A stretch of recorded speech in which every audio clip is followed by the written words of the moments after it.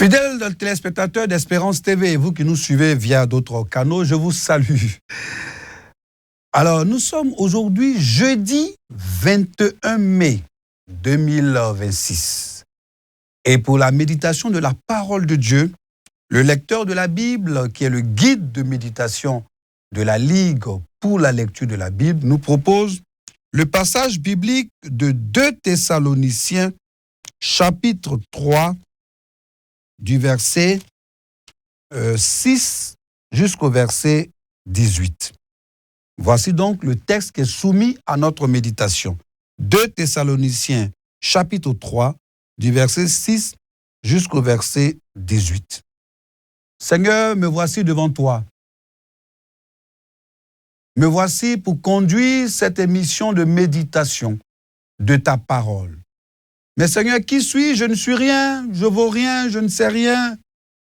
J'ai besoin de ton assistance, Seigneur. J'ai besoin de ton éclairage, Jésus. J'ai besoin que tu puisses m'inspirer parce que ta parole est sacrée, parce que c'est la parole de Dieu. Et tu ne voudrais pas que je fasse une interprétation qui ne rentre pas dans l'esprit de la lettre et la lettre de ta parole. Seigneur, merci. Parce que le Saint-Esprit va m'assister. Et encore, je suis conforté parce que nous sommes dans la semaine. Parce que dimanche, nous allons commémorer la Pentecôte. Et pour cela, ton esprit est sur moi. Merci Seigneur, au nom de Jésus-Christ. Amen. Voilà, j'espère que vous avez votre Bible et que vous avez aussi le lecteur de la Bible. Moi, je vais méditer avec le lecteur adulte. Et je vais lire la parole de Dieu dans la version Louis II 1910. Alors, si on a sa Bible et son lecteur, je commence la lecture. Nous vous recommandons, frères, au nom de notre Seigneur Jésus-Christ, de vous éloigner de tout frère qui vit dans le désordre, et non selon les instructions que vous avez reçues de nous. Vous savez vous-même comment il faut nous imiter, car nous n'avons pas vécu parmi vous dans le désordre. Nous n'avons mangé gratuitement le pain de personne, mais dans le travail et dans la peine, nous avons été nuit et jour à l'œuvre pour n'être à charge à aucun de vous. Ce n'est pas que nous n'en eussions le droit, mais nous avons voulu vous donner en nous-mêmes un modèle à imiter. Car lorsque nous étions chez vous, nous vous disions expressément, si quelqu'un ne veut pas travailler, qu'il ne mange pas non plus.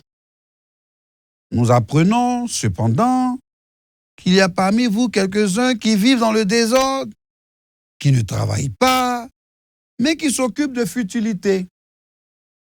Nous invitons ces gens-là et nous les exhortons par le Seigneur Jésus-Christ à manger leur propre pain en travaillant paisiblement. Pour vous, frères, ne vous lassez pas de faire le bien. Et si quelqu'un n'obéit pas à ce que nous disions par cette lettre, notez-le et n'ayez point de communication avec lui, afin qu'il éprouve de la honte. Verset 15, ne le regardez pas comme un ennemi, mais avertissez-le comme un frère. Que le Seigneur de la paix vous donne lui-même la paix en tout temps, de toute manière, que le Seigneur soit avec vous tous. Je vous salue, moi Paul, de ma propre main. C'est là ma signature dans toutes mes lettres. C'est ainsi que j'écris. Et verset 18 enfin. Que la grâce de notre Seigneur Jésus-Christ soit avec vous tous. Et je vous invite à acclamer la parole du Seigneur. Ah, ça vous le savez maintenant, j'aime la parole de Dieu. Oh Seigneur, j'aime ta parole. Et j'apprécie comment Paul aussi écrit. Hein. Il a une façon particulière d'écrire, l'apôtre Paul. J'aime beaucoup cet apôtre-là, l'apôtre Paul. Alors, donc, si on veut donner un titre à cette méditation, on va dire « vrai et faux nécessiteux ». Des vrais et puis faux nécessiteux. Alors, si on veut essayer de situer le contexte donc de 2 Thessaloniciens chapitre 3, verset 2 Thessaloniciens chapitre 3, verset 6 jusqu'au verset 18, je peux dire qu'à Thessalonique, des rumeurs et de fausses interprétations circulaient partout. Ils affirmaient quoi? Ils affirmaient que le jour du Seigneur est déjà arrivé. Voilà, eux avaient déjà trouvé que le jour du Seigneur est déjà arrivé. Donc, croyant à un retour imminent de Jésus, certains membres de la communauté, donc de l'Église, ils ont arrêté de travailler. Certains ont même abandonné leur emploi et sont devenus des parasites. Bon, chez nous, en Côte d'Ivoire, ici, on va dire que c'est des cocos. Hein? C'est des cocos, ils vivent aux dépens des autres. Ils vivent au crochet de la communauté. Et puis, quelquefois, ils se mêlent des affaires des autres, des affaires d'autrui. Mais c'est normal. Hein? Vous me direz, c'est normal. Il ne travaille pas. Il n'a rien à faire. Hein? Il est ici, il est là. Bon, donc, qu'est-ce qu'il a à faire? Tout ce qu'il a à faire, c'est le commérage. Hein? Les Camerounais, vous allez dire Congossa, voilà, Congossa, parce que nous avons des Camerounais qui nous suivent aussi. Il fait Congossa, il fait commérage, il va de lieu en lieu, voilà. Donc l'apôtre Paul ordonne à la communauté de s'éloigner des fidèles qui refusent de travailler et puis qui causent quoi? Du désordre. Donc Paul rappelle son propre exemple de travailleur manuel. Paul travaillait à la main pour exhorter chacun à subvenir à ses propres besoins sans devenir un fardeau pour les autres. Alors, nous allons procéder par découpage et moi j'ai noté 3 mouvements majeurs dans ce passage. Le premier mouvement, c'est donc du verset 6 jusqu'au verset 9. Verset 6 jusqu'au verset 9. Le verset 6 commence par « Nous vous recommandons, frères, au nom de notre Seigneur Jésus-Christ. » Et le verset 9, « Ce n'est pas que nous n'en eussions le droit. » L'apôtre Paul, j'ai sous-titré ce premier mouvement, « La discipline et la mise à l'écart ».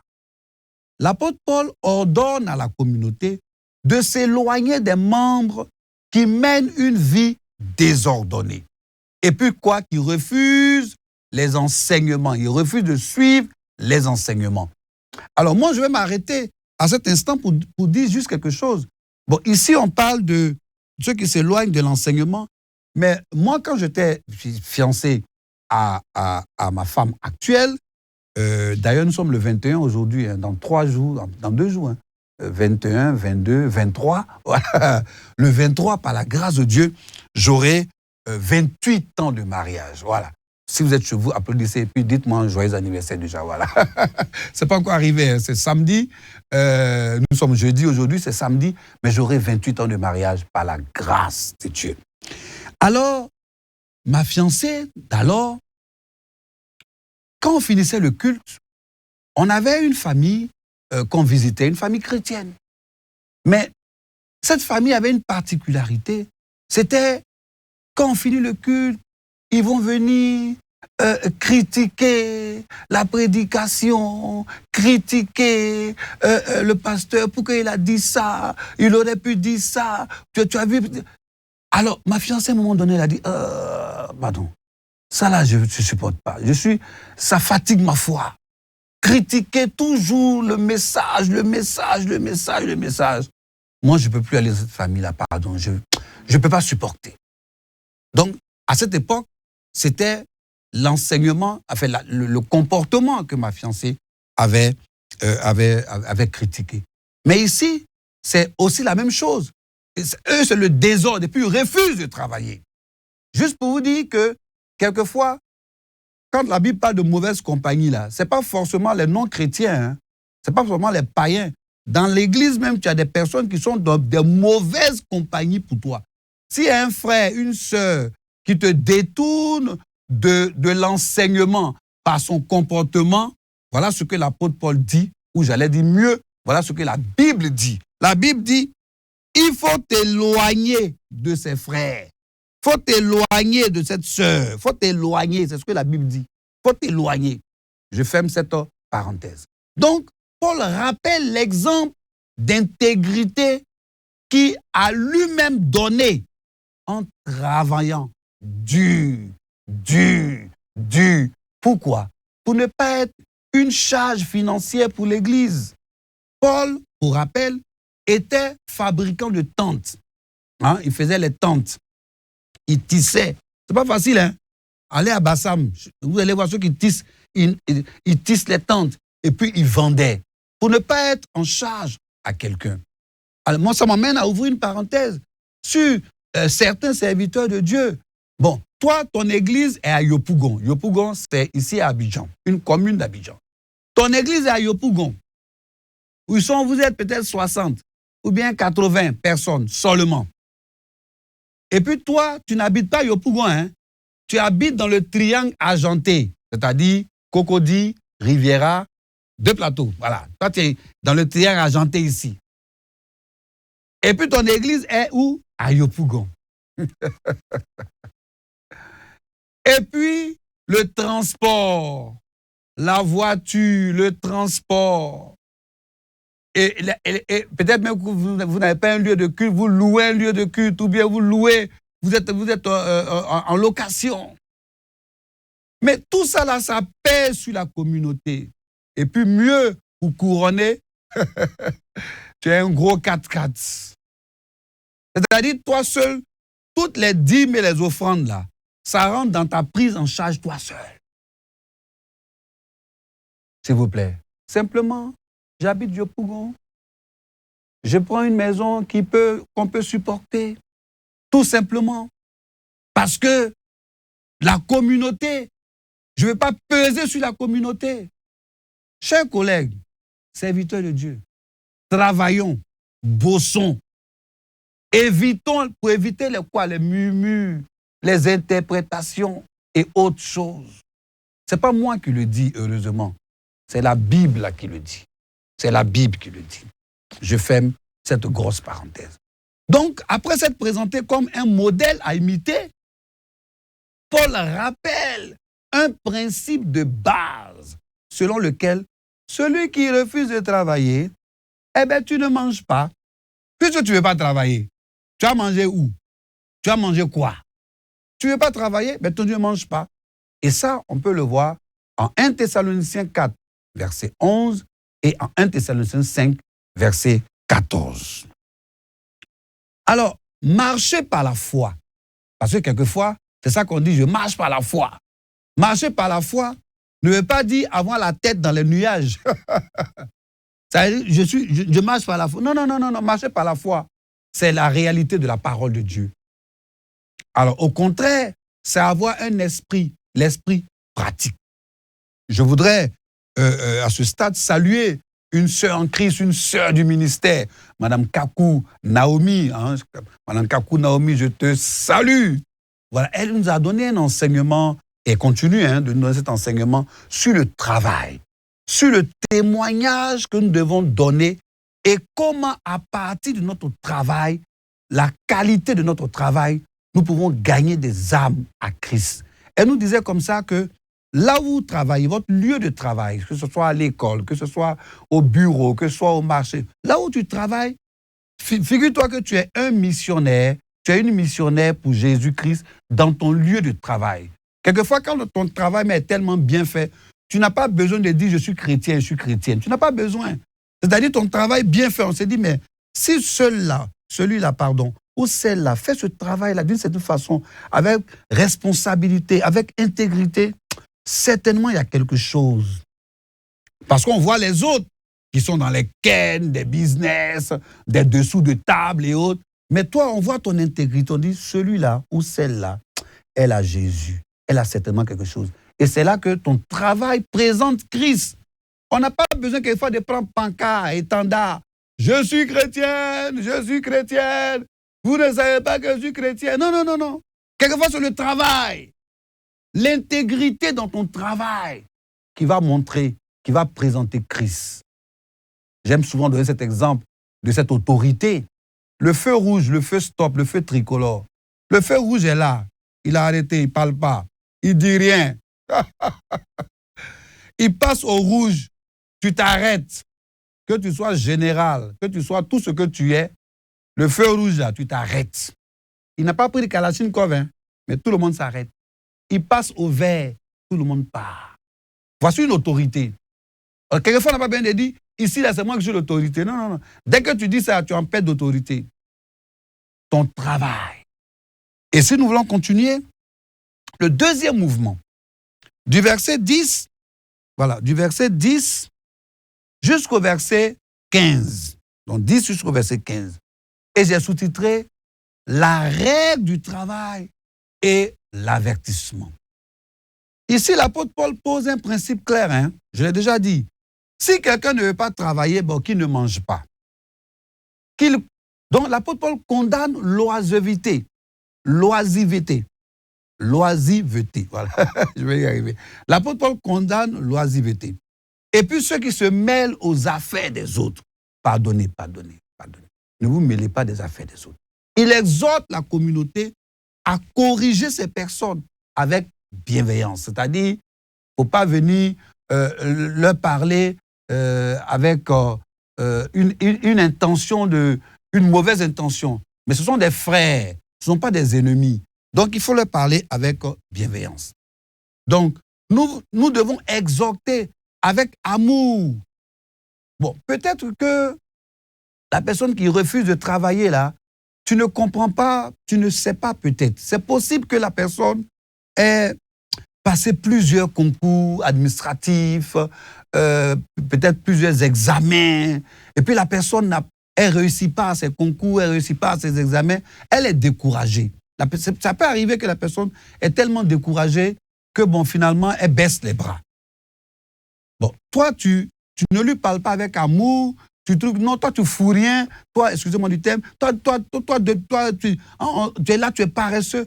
Mais peut-être la personne a essayé, ça ne va pas. Donc, parle-lui avec amour, donne-lui des paroles d'encouragement, des paroles d'encouragement pour repartir du bon pied. Peut-être que la personne a tout essayé et ça ne va pas. Quand toi, tu viens l'enfoncer, tu viens l'ensommer encore, tu as besoin de lui parler avec bienveillance. Et moi, je vais vous parler, vous qui êtes découragés pour le travail, avec bienveillance. Par ce chant, semons dès l'aurore. Semons dès l'aurore. Semons dès l'aurore. Car le soleil, lui. Quand le soleil, lui. Et semons encore. Lorsque vient la nuit. Dieu peut faire éclore la fleur et le fruit. Oh, bon courage, amis. Bon courage, amis. Nous irons joyeux cueillir les épis. Bon courage, amis. Bon courage, amis. Nous irons joyeux cueillir les épis. Si tu es découragé, je te dis, bon courage, ami. Bon courage, ami. Nous irons joyeux cueillir les épis. Aujourd'hui, peut-être c'est dur pour toi. Concours, tout ça, c'est difficile. Mais je te dis, bon courage. Et le troisième mouvement, c'est donc du verset 18. Voilà, je vois bien ça. Non, pas le verset 18. Hein. On s'arrête au verset 15. Donc du verset 16 au verset 18. Et j'ai sous-titré la prière, la conclusion et la salutation de Paul. J'aime beaucoup cet apôtre-là, l'apôtre Paul. Alors Paul prie pour que le Seigneur donne sa paix, la paix de Dieu, en toutes circonstances. Paix de Dieu en Israël, paix de Dieu au Liban, paix de Dieu en Ukraine, en Russie, paix de Dieu au Mali, au Burkina, en Côte d'Ivoire, paix de Dieu partout. Donc il authentifie. Ensuite, sa lettre par sa propre signature, parce que Paul a sa signature, et tout le monde connaît la signature de Paul, pour éviter les faux courriers, pour éviter les fausses lettres qui circulaient et qui existaient à cette époque. Donc il dit bien à la fin, c'est comme ça, c'est ainsi que j'écris, c'est là ma signature dans toutes mes lettres, c'est ainsi que j'écris. Donc il termine par la bénédiction finale et la grâce. Quel enseignement pouvons-nous tirer de 2 Thessaloniciens, chapitre 3, verset 6 jusqu'au verset 18? Alors, l'enseignement majeur est la condamnation de l'oisiveté. L'oisiveté. Voilà, je vais arriver. L'oisiveté. et l'exhortation à une vie responsable. Alors, moi, j'ai pu trouver 3 points clés. 1, si vous prenez des notes, 1, le travail comme modèle de vie. Le travail comme modèle de vie. 2, la règle de conduite. Et 3, la discipline communautaire. Et comme je vous avais dit d'entrée d'émission, que le lecteur de la Bible nous pose des questions. Alors, 3 questions nous sont posées. Question numéro 4, question numéro 6 et question numéro 8. Alors, la question numéro 4 dit, y a-t-il un ordre auquel obéir? Oui, l'ordre de travailler. Question numéro 4, y a-t-il un avertissement? Oui, il y a un avertissement très clair. Paul met en garde l'Église contre l'oisiveté et le désordre. Et 2, il exhorte de s'éloigner des paresseux et ceux qui refusent de travailler. Et la question numéro 8 du lecteur, y a-t-il d'autres passages bibliques qui m'aident à mieux comprendre ce que j'ai lu?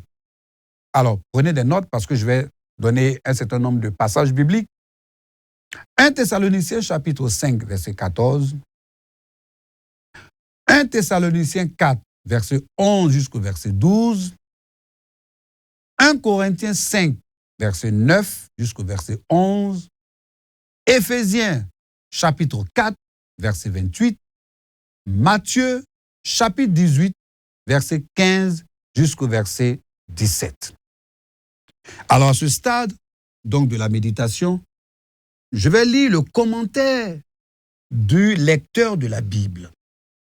Alors je voudrais signaler que le commentaire de ce jeudi 21 mai est rédigé donc par notre frère Olympe Raphaël Bikuta. Je sais que j'ai déjà conduit une méditation où c'est notre frère Bikuta du Congo, Brazzaville, qui avait écrit. Alors, que dit notre frère Olympe Raphaël Bikuta? Paul stigmatise l'esprit parasitaire des personnes qui veulent vivre aux dépens des autres. Le ton acerbe de l'apôtre est emprunté à la langue militaire. Nous vous exhortons. Nous vous exhortons. Il est revêtu de l'autorité du Seigneur Jésus-Christ, dont l'apôtre invoque le nom. Donc, désobéir à cette injonction, c'est pécher contre Dieu. L'apôtre dut se soumettre à une discipline afin d'éduquer par l'exemple, taire ses droits et ses privilèges inhérents à son ministère. Il est obligé de travailler de ses propres mains pour subvenir à ses besoins. Le contexte détermine la conduite adoptée vis-à-vis de l'Église. Ailleurs, Paul rappelle la règle des reins. Tu ne museleras pas le bœuf quand il foule le grain, et l'ouvrier mérite son salaire. Et nous pouvons trouver cela en 1 Timothée 5, verset 18. La rémunération et la discipline dans l'Église relèvent de l'équité et de la justice. Comment son modèle peut-il t'aider aujourd'hui? C'est une question que notre frère Olympe Raphaël Bikuta nous pose. L'instruction sur l'insistance aux veuves, 1 Timothée donc 5, verset 9 jusqu'au verset 10, éclaire la remontrance sèche aux fainéants. L'oisiveté est une marque de paresse et un indicateur de l'esprit désordonné. Elle est une forme de rébellion, consciente ou tacite. En effet, l'attitude stigmatisée procède de l'hérésie selon laquelle le jour du Seigneur avait eu lieu. Paul ne prêche pas l'ostracisme. Par sa méthode, il voudrait amener les fainéants à prendre conscience. Il s'agit de former les esprits avec patience, sans brutaliser, selon Ézéchiel, chapitre 18, verset 23, et Galates, chapitre 6, verset 1. Et notre frère nous donne un mot d'ordre que celui qui ne travaille pas ne mange pas non plus. C'est tiré de la parole de Dieu. Seigneur, je te loue et je te bénis. Voici clairement ta parole, que nous sommes en train de méditer. Celui qui ne travaille pas, qui ne mange pas. Oh Dieu, combien de fois, quelquefois, nous baignons dans la paresse. Pardonne-nous. Pardonne-nous. Donne-nous de travailler de notre propre main. Donne-nous de donner l'exemple en tant que serviteur de Dieu, en tant que prédicateur, en tant que responsable. Donne-nous de travailler de notre propre main pour ne pas être à la charge de quelqu'un, pour ne pas être à la charge de la communauté. Seigneur, merci pour ce message. Merci pour ta parole. Au nom de Jésus-Christ. Amen. Voilà, si vous nous prenez en marche, vous êtes à l'émission La Méditation avec Espérance TV, avec la Ligue pour la lecture de la Bible. Et nous méditons 2 Thessaloniciens 3, du verset 2 Thessaloniciens 3, verset 6 jusqu'au verset 18. Et puis 3 questions nous sont posées, question 4, question 6 et question 8. Méditons sur notre vie, sur l'état de notre cœur. Demandons pardon au Seigneur pour toute forme de paresse, d'oisiveté, de négligence.